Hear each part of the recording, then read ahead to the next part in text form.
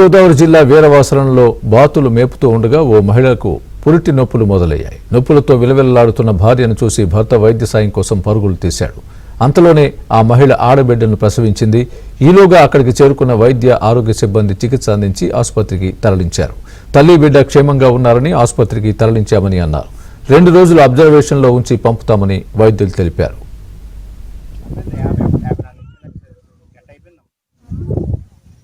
భర్త వైద్య సాయం కోసం పరుగులు తీశాడు.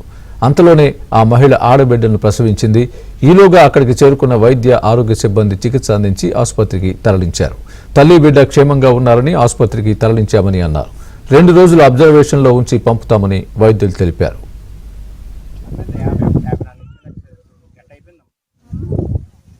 భర్త వైద్య సాయం కోసం పరుగులు తీశాడు.